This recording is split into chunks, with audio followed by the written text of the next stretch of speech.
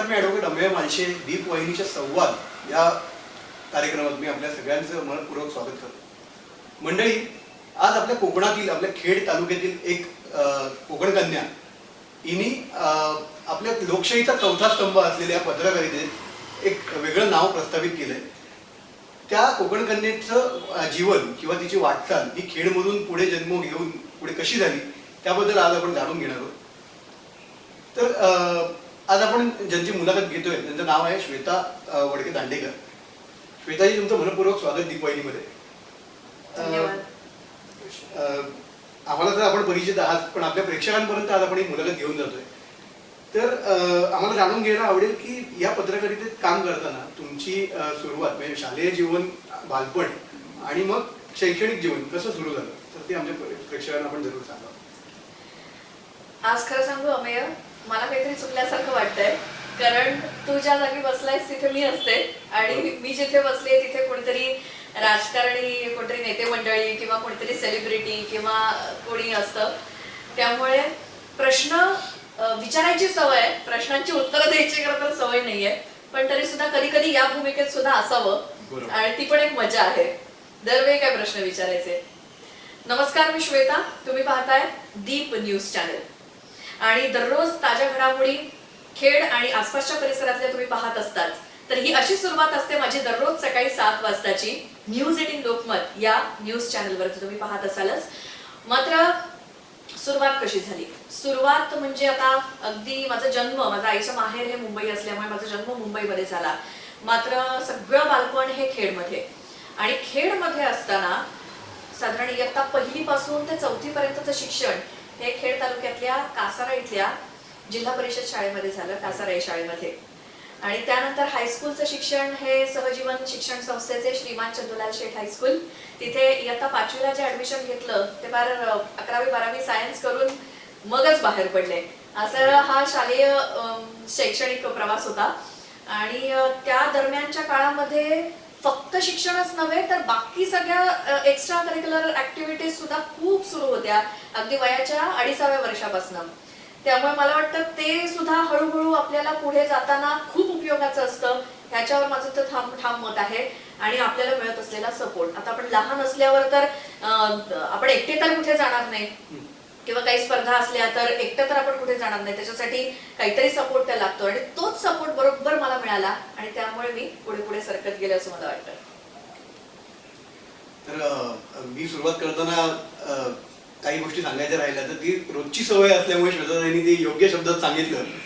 आपण जर का आज न्यूज 18 लोकमत चॅनल लावला तर सुरुवात अशीच होते सकाळची मॉर्निंग बुलेटिनची. नमस्कार, मी श्वेता. आपण पाहता न्यूज 18 लोकमत. तर हाच अनुभव कसा आहे आतापर्यंत या क्षेत्रात वाटचाल करताना कोण कोण गुरु लागले या क्षेत्रात आणि ही आवड कशी निर्माण झाली, पत्रकारिता या क्षेत्रात काम करण्याची आवड कशी निर्माण झाली? प्रवास कसा, तर ह्या प्रवासाला झाली बरोबर 10 वर्ष.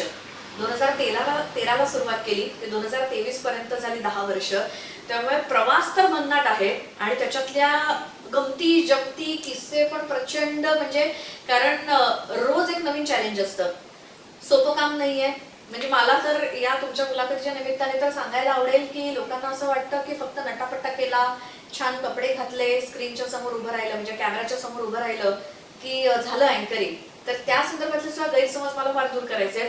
मात्र हे हायस्कूल आणि ज्युनियर कॉलेजचं शिक्षण झाल्यानंतर मजा काय झाली की आपण जसं जनरली चला कोणाला वाटतं काय, म्हणजे मी जेव्हा 2008 साली 12वी पास आउट झाले आणि मग नंतर एक नॉर्मल आपला व्ह्यू असतो की कोण मेडिकलला जातं, कोण इंजिनिअरिंगला जातं, कोण आणखीन काय IT वगैरे हे सगळं करतं. तर काय करायचं कोणाचा तरी ह्याचा विचार घे, त्याचा विचार घे, आपल्याला काय आवडे, तर सायन्स आवडतंय कारण 11वी 12वी सायन्स घेतलेलंच होतं. मग आता काय करायचं, तर त्याच्यामध्ये आपण बायोटेक्नॉलॉजी ह्याच्यामध्ये म्हटलं काहीतरी वेगळं आणि आपल्याला इंटरेस्ट पण आहे म्हणून. म्हणजे ऐकणाऱ्यांना खरं तर आश्चर्य वाटेल की बायोटेक्नॉलॉजी कुठे आणि मीडिया कुठे आणि अँकरिंग कुठे, एकमेकांचा तर काहीच संबंध नाहीये. मग हे कसं काय, जसा प्रश्न तुला पण पडला असं की हे कसं काय झालं. बरं, मग बायोटेक्नॉलॉजी करता करता ती डिग्री पूर्ण झाली आणि ते बायोटेक्नॉलॉजी करत असताना खेडमध्ये सुद्धा अगदी दीप न्यूज चॅनलमध्ये माझी आई म्हणजे काम करत असताना ते मी बघत होते लहानपणापासून की कसं चालतं, पण ते लोकल न्यूज चॅनल असल्यामुळे त्याचं एक वेगळं काम असतं आणि रिजनल किंवा नॅशनल न्यूज चॅनलचं एक वेगळं काम असतं. त्यामुळे फरक तर खूप मोठा आहे. पण मग आपल्याला करायचं आपल्याकडे काय क्वालिटीज आहेत हे आपल्याला मुळात जाणून घेणं गरजेचं असतं. मग एक कॉलेजमध्ये किंवा शाळेमध्ये असताना सूत्रसंचालन करणं एखाद्या कार्यक्रमाचं, ते करता करता बऱ्याचशा लोकांसमोर बोलण्याचं डेअरिंग येतं, कॅमेरासमोर बोलण्याचं डेअरिंग येतं. परत स्टेज डेअरिंग कसं आलं तर वयाच्या 2.5व्या वर्षापासून जे आपण काही नृत्य किंवा वक्तृत्व स्पर्धा असेल किंवा आणखी कसली निबंध स्पर्धा असेल तर त्याच्यामध्ये भाग घेताना नृत्य स्पर्धेमध्ये स्पर्धा जाऊ दे, जे काही सांस्कृतिक कार्यक्रम असतात, अगदी त्याच्यामध्ये माझ्या गुरु कासाराईमध्ये राहणाऱ्या कवळे मॅडम, माझी आई, या सगळ्यांनी मला जे काही प्रोत्साहन दिलं आणि तेव्हापासून माझे हे जे गुण असतात आपले सुप्त की त्याच्यासाठी कोणाची तरी मदत लागते आणि कोणाचा तरी पुश लागतो, तो बरोबर मिळाला. मग ती नृत्याची झाली आवड, मग ती वक्तृत्व, मग आणखी कुठेतरी सूत्रसंचालन करणं, हे सगळं माझं पुण्यामध्ये कॉलेज सुरू असताना सुद्धा सगळं सुरू होतं. म्हणजे तेव्हा काही न्यूज चॅनलमध्ये कधीतरी मला जाऊन काम करण्याची वेळ येईल किंवा संधी मिळेल असं काही डोक्यात नव्हतं. पण एकीकडे हे सगळं काम सुरू होतं. मग बायोटेक्नॉलॉजी कम्प्लीट झाल्याच्या नंतर माझ्या त्या रिलेटेड माझा जॉब सुरू झाला. मग ते करत असताना आतमध्ये तर तो डोक्यामध्ये होतं की अँकरिंग, सूत्रसंचालन, हे ते. मग पुण्यातले बरेचसे कार्यक्रम करता करता, द्रष्टाकसार समाज संस्थेचे कार्यक्रम सुद्धा करता करता एक दिवस असं झालं की TV9 मराठी या न्यूज चॅनलमध्ये अँकर हंट आहे. तर त्या TV9 मराठी बरं ते कसं, ऑफिस कुठे आहे, तिथं काम कसं चालतं, तिथं कोण लोक काम करतात, तिथे कोणाला घेतलं जातं, त्याच्यासाठी तुमचं क्वालिफिकेशन काय पाहिजे, तुमच्याकडे काय गुण पाहिजे, टेस्ट कशी होणार आहे, काही सुद्धा माहिती नव्हतं. पण फक्त मला माहिती मिळाली होती की अँकरसाठी अँकर हंट आहे. तर मी ठरवलं चला, म्हणजे पुण्यामध्ये जॉब करत असताना आपण मुंबईला जाऊया, आपण अँकर टेस्ट देऊया, बघूया पुढचं पुढे काय होईल ते. असं करून मी एक दिवस जून महिन्यामध्ये गेले मुंबईमध्ये, अंधेरीमध्ये TV9च्या ऑफिसमध्ये. हे सगळी भली मोठी जत्रा भरली होती.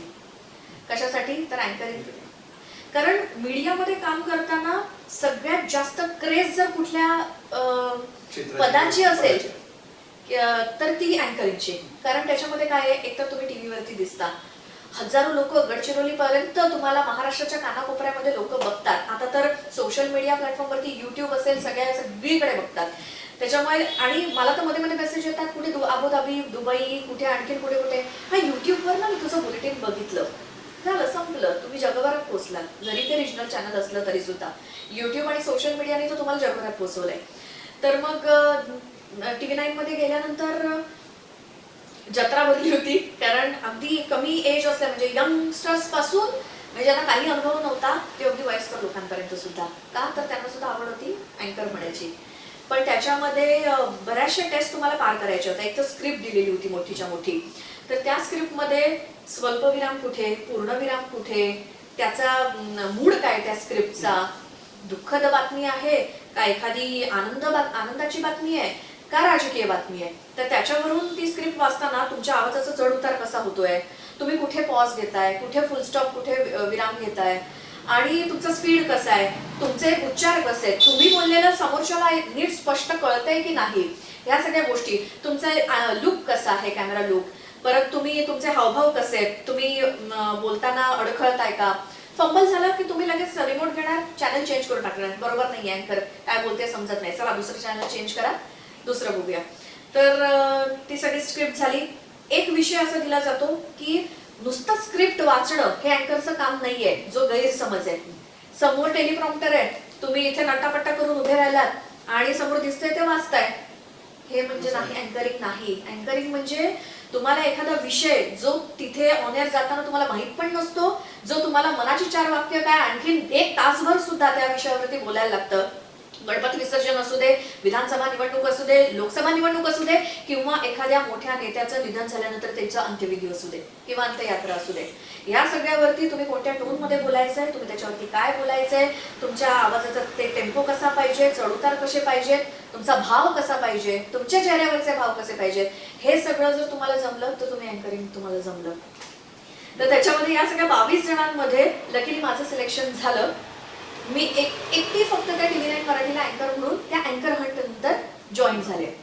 त्यानंतर मग हळूहळू शिकत, म्हणजे मी 1-2दा दीप न्यूज चॅनलला सुद्धा अँकरिंग केलेलं आहे. पण ती सिस्टम पूर्णपणे वेगळी होती आणि ही सिस्टम पूर्णपणे वेगळी होती. ते बघूनच आपल्याला शिकायलाच एवढी माझी वर्ष गेली. वर्ष इन द सेन्स म्हणजे आपण किती शिकू तेवढं थोडं, किती शिकू मग मला कधी मोठमोठ्या नेत्यांच्या मुलाखती घ्यायला मिळणार, मला कधी लोकसभेचं विधानसभेचं निकालाच्या दिवशीचं अँकरिंग करायला मिळणार. हे सगळं होतं करायचं. जे करतायत ती आता सुद्धा विमान चालवणारा सुद्धा माणूसच आहे. Practice makes man perfect. तो त्याला कधी ना कधी जमणारच आहे. हे पण मला कधी ना कधी जमणारच आहे. त्याच्याबद्दल काही शंका नव्हती. ते जमणार आणि ते आता जमायला सुद्धा लागले. त्यामुळे आता न्यूज 18 लोकमतच्या काही टॉप न्यूज अँकर मध्ये तुम्ही काही जाहिराती सुद्धा पाहिल्या असतील तर त्याच्यामध्ये माझा नंबर लागतो हे मी माझं भाग्य समजते. आणि तो असा प्रवास हळूहळू 7 वर्ष TV9 मराठी आणि आता गेली 3 वर्ष न्यूज 18 लोकमत, असं एक सगळ्या क्षेत्रातलं म्हणजे तो ते सामाजिक असू दे, शैक्षणिक असू दे, क्रीडा असू दे, राजकीय असू दे, नाही तर आणखी कुठला असू दे, हे सगळ्या विषय दिला की झोपेतनं उठून सुद्धा बसवलं तरी तुम्ही त्या बुलेटिनला सुरुवात होईल असं झालेलं आहे आता. श्वेताताई, आमच्यासाठी एक कौतुकाची आणि अभिमानाची गोष्ट आहे की दीप वाहिनीपासून सुरुवात झालेला प्रवास आणि आज पुन्हा एकदा आपण दीप वाहिनीशी कनेक्टेड होऊन आज ही या नक्कीच योगायोग आहे. आणि खरंच आपण जसं म्हणालात तसं अँकरिंग करणं किंवा वृत्तनिवेदन करणं हे आता सोपं राहिलेलं नाही. कारण पूर्वीच्या काळात फक्त 10 मिनिटाची बुलेटिन असायची किंवा आपण फक्त दूरदर्शनवर पाहायचो की 7:15च्या बातम्या, 9:30च्या बातम्या, तेवढ्या पुरताच फक्त बातम्यांचा कल आपल्या जनसामान्यांपर्यंत पोहोचला जायचा. पण आता 24 तास बातम्या सुरू असतात. त्यात सकाळचं बुलेटिन वेगळं, तिथला टेम्पो वेगळा, तिथलं काम करण्याची शैली वेगळी.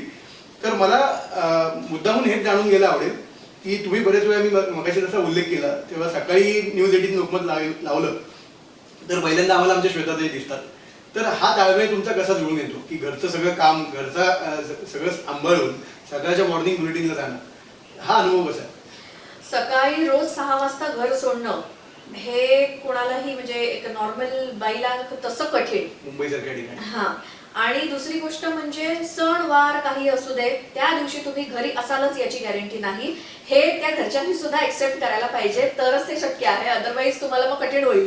प्रत्येक सणाला तुम्ही सुट्टी घेऊन घरी बसणं शक्य नाहीये. कारण त्याच दिवशी उलट अनंत चतुर्दशी आहे किंवा गणपतीचा पहिला दिवस आहे किंवा दसरा आहे किंवा दिवाळीचा पहिला दिवस आहे तरी सुद्धा तुमचे 24/7 बुलेटिन ही चालूच राहणार आहेत.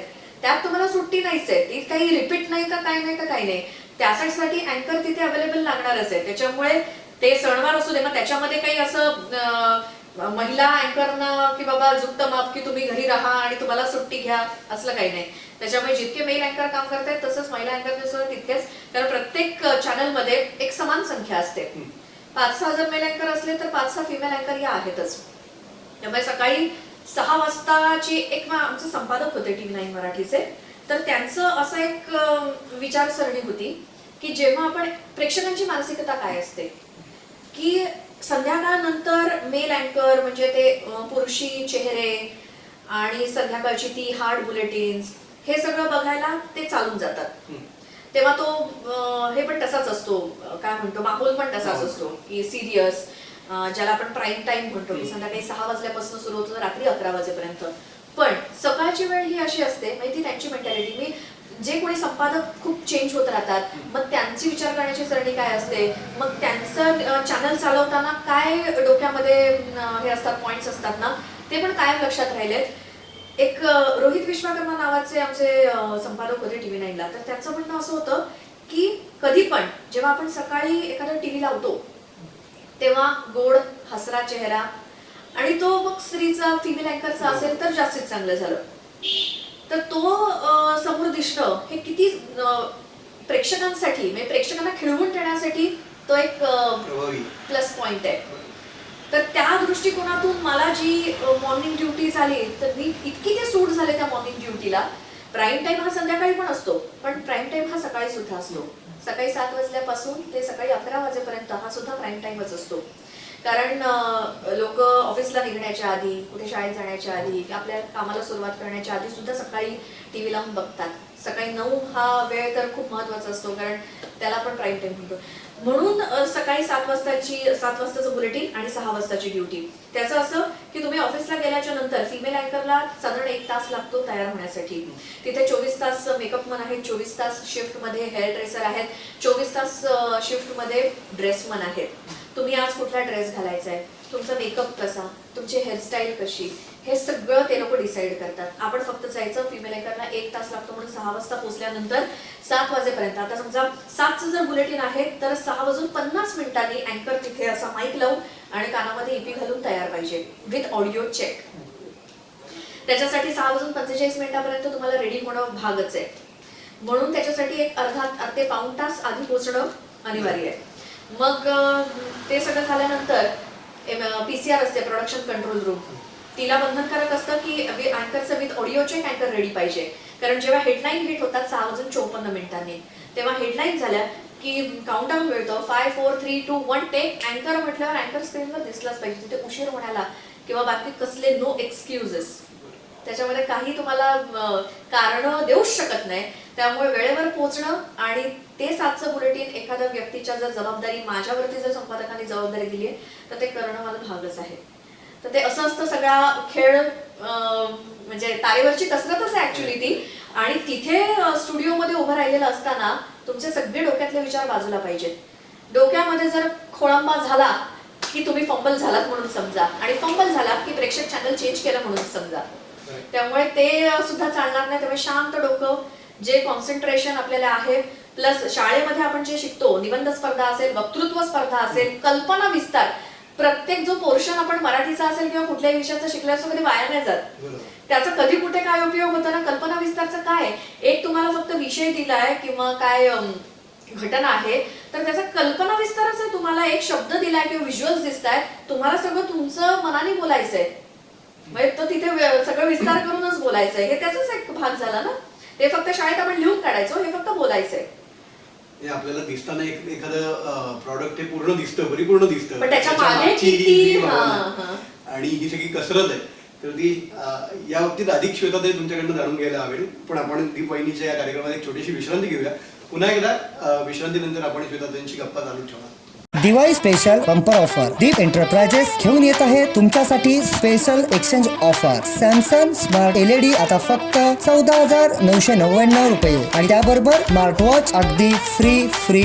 प्रत्येक खरेदीवर हमखास गिफ्ट. त्वरा करा आणि आजच भेट द्या. दीप एंटरप्राइजेस, खेड व दापोली. मुकादम रॉयल आर्केड, लक्झरियस 2 आणि 3 BHK फ्लॅट्स, शॉप्स आणि ऑफिसेस, महारेरा रजिस्टर्ड. तुमच्या स्वप्नातलं घर आम्ही तुमच्यासाठी घेऊन आलो आहोत. 24 तास पाणी सुविधेसह भूकंप विरोधी बांधकाम, 6 automatic lifts, skirting granite flooring, दर्जेदार कंपनीच्या स्लाइडिंग खिडक्या आणि दरवाजे, antiskid bathroom flooring, branded quality fitting आणि sanitary ware, ISI standard concealed copper wiring modular switches सह superior finish plastic paint walls. प्रत्येक रूम मध्ये मुबलक सूर्यप्रकाश आणि खेळत्या हवेसह लवकरात लवकर आपला फ्लॅट बुक करा. मुकादम रॉयल आर्केड, मुकादम डेव्हलपर्स, मुकादम ब्रदर्स, मुकादम लँडमार्क जवळ, खेड.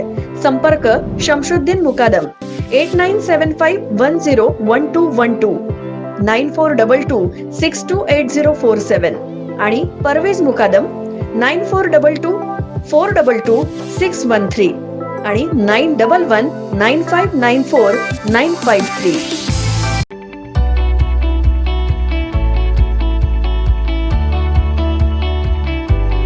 प्रेक्षको, दीपवाहिनीच्या संवाद या कार्यक्रमात पुन्हा एकदा मी अमेय वलसे तुमच्या सगळ्यांचं मनापासून स्वागत करतो. आता आपल्यासोबत आहे श्वेताताई वडके दांडेकर.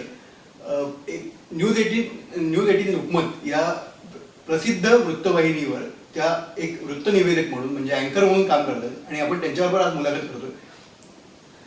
श्वेताताई, मला पुढचा प्रश्न असा विचारायचा वाटतो की सध्याची ही पत्रकारिता किंवा इस्पेशली वृत्तनिवेदन अँकरचं जे काम असतं तर त्याच्यात निगेटिव्ह पब्लिसिटीचा झोत प्रकर्षाने जाणवतो.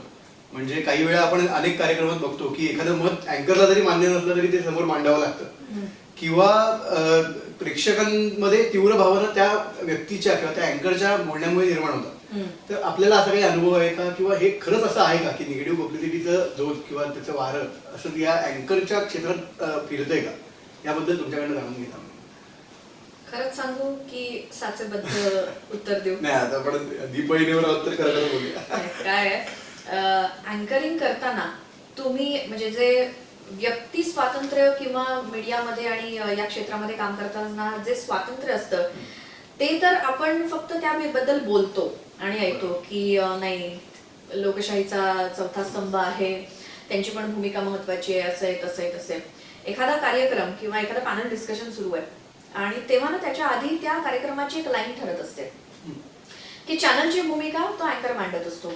त्यामुळे चॅनल किंवा संपादक ही काय भूमिका घेतात, तो अँकर त्या भूमिकेशी काय म्हणतो आपण त्या भूमिकेशी सहमत असेलच असं नाही, पण शेवटी काही केलं तरी तो अँकर त्या कंपनीचा आणि त्या न्यूज चॅनलचा एक एम्प्लॉई आहे. त्यामुळे तुम्हाला बॉस इज ऑलवेज राईट असं म्हणत आपल्याला ते जे काय सांगतायत किंवा त्या चॅनलची जी भूमिका आहे ती तुम्हाला मान्य जरी नसली तरी सुद्धा ती तुम्हाला मांडावी लागते. मग एखाद्या वेळी त्याच्यावरती टीका होते किंवा लोक आक्षेप घेतात, वेळेला चॅनल फोडतात सुद्धा, तोडफोड होते, काही कोणाच्या तोंडून इन द सेन्स अँकरच्याच तोंडून. मग तेव्हा ते सगळं खापर फुटतं त्या अँकरवरती. पण हे कोणी विचार नाही करत की त्या अँकरला तसं इनपुट दिलेलं असतं, त्या संपादकांनी असेल किंवा त्या चॅनलनी असेल. ती प्रत्येक वेळी अँकरची ती स्वतःची भूमिका आहे हे आपण गृहीत धरून चालणार नाही. तेव्हा त्याच्यावरती सुद्धा काही प्रेशर असतं, त्याच्यावरती काही ऑर्डर्स असतात, त्या सुद्धा फॉलो करावे लागतात. एक आपण पत्रकार म्हणून स्वातंत्र्य असलेले हे वेगळे, म्हणजे ते मला वाटतं बहुतेक पूर्वीच फक्त बघायला मिळायचे की जे जोडी घेऊन जे मनाला वाटेल किंवा मला हे रुचत नाही तर निष्पक्ष पत्रकारिता हे फक्त बहुतेक इतिहास जमात झालेले आहेत. आणि आता जेव्हा आपण काम करतो तेव्हा आपण त्या कंपनीचे एम्प्लॉई म्हणून लोक जास्ती काम करत असतात. त्याच्यामुळे तर एम्प्लॉई म्हणून काम करत असताना जे मला ऑर्डर आली आहे, जी मला सूचना दिल्या गेल्या ते मला करणं भाग आहे. अदरवाईज तुम्ही त्या पदावरती काम करू शकत नाही किंवा तुम्हाला काढलं जातं किंवा काही होतं. मग तेव्हा तुम्ही काय भूमिका घेणार? मग तेव्हा निष्पक्ष पत्रकारिता करणार की तुम्ही तुमची नोकरी वाचवणार? मग तेव्हा सामान्य माणूस काय करणार? तेव्हा अशी कुचंपणा बऱ्याच वेळेला होते. काही वेळेला असतं सुद्धा की आपली मतं आणि त्या चॅनलची किंवा त्या ह्याची मतं भूमिका मॅच होते, पण कधी कधी जर नाही होत तेव्हा मग आपल्याला आपल्या मनाविरुद्ध हे करावंच लागतं. आणि निगेटिव्ह पब्लिसिटी म्हणजे काय होतं, म्हणजे तुम्हाला असं विचारायचं आहे का की जर आपल्याला चांगल्या मार्गाने जर प्रसिद्धी मिळत नसेल तर काहीतरी वेगळं केलं की आपल्याला लोक ओळखतील किंवा नावाजतील, तर त्याच्यावरती माझी पूर्णपणे फुल्ली आहे यासाठी की लोक ओळखतील, 4 शिव्या घालतील, लोकांच्या नाव लक्षात राहील, पण ते तुमच्या मनाला तरी पटतंय का? तुम्ही जे काम करताय, तुम्ही आता ज्या क्षेत्रामध्ये आहात, तुम्ही ज्या पदावरती आहात, त्याचा तुमच्या समाजाला, तुमच्या देशाला, तुमच्या राज्याला काही फायदा होतोय का? तर ते आधी बघा. आणि जर तो फायदा होत असेल तर ते तुम्हाला काय म्हणतो ना त्याचं समाधान. अदरवाईज तुम्ही स्वतः फक्त पब्लिसिटी, मग काय बाकीचे पण असे आहेत की जे वायफळ काही फालतू बडबड करून सुद्धा प्रसिद्धी मिळवणार आहेत, त्याचा काय आहे समाजाला उपयोग? शून्य. मग त्यातच तुमची गिनती होणार आहे.